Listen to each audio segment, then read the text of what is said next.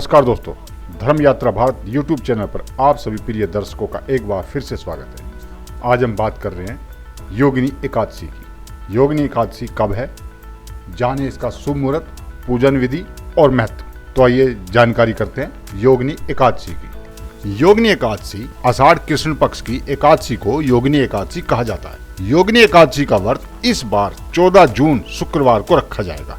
इस दिन भगवान विष्णु की पूजा करने से पापों से मुक्ति मिलती है और कहा जाता है कि अगर इस दिन उपवास रखा जाए और साधना की जाए तो हर तरह के पापों का नाश होता है।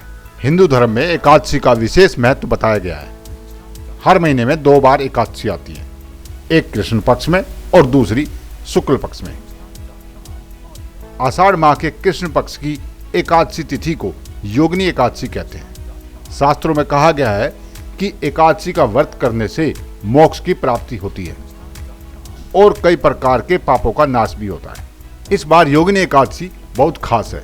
योगिनी एकादशी के बाद देवशयनी एकादशी मनाई जाती है। देवशयनी एकादशी से भगवान विष्णु 4 महीनों के लिए योग निद्रा में चले जाते हैं। इसके बाद शुभ कार्य पूरी तरह से वर्जित हो जाते हैं। इसीलिए योगिनी एकादशी को बहुत महत्वपूर्ण माना जाता है। इसके अलावा निर्जला एकादशी और देवशयनी एकादशी जैसी महत्वपूर्ण एकादशी के बीच योगिनी एकादशी आती है। इस वजह से भी इसका महत्व काफी बढ़ जाता है। योगिनी एकादशी का शुभ मुहूर्त। योगिनी एकादशी का व्रत बुधवार 14 जून को रखा जाएगा। एकादशी तिथि प्रारंभ 13 जून मंगलवार को सुबह 9:28 पर शुरू हो जाएगी और एकादशी तिथि का समापन 14 जून बुधवार को सुबह 8:48 पर होगा। योगिनी एकादशी का पारण 15 जून को सुबह 5:32 से 8:10 तक रहेगा। आइए जानते हैं योगिनी एकादशी पूजन विधि। योगिनी एकादशी के दिन सुबह स्नान के बाद भगवान विष्णु और माता लक्ष्मी की विधिवत पूजा करें। पूजा शुरू करने से पहले एक कलश स्थापित करें और उस पर भगवान विष्णु की मूर्ति स्थापित करें। अगरबत्ती, दीप आदि से भगवान का पूजन करें। भक्त को भगवान विष्णु की मूर्ति को स्नान कराना चाहिए और फूल, धूप और धूप से उनकी पूजा करनी चाहिए। इस दिन पुजारी को चीजें दान करना बहुत शुभ माना जाता है। व्रत की रात्रि को जागरण करना चाहिए। दशमी की रात से शुद्ध शाकाहारी भोजन करना चाहिए और नमक रहित भोजन करना चाहिए। भगवान को फल फूल अर्पित करें और सच्ची श्रद्धा के साथ उनकी आरती करें।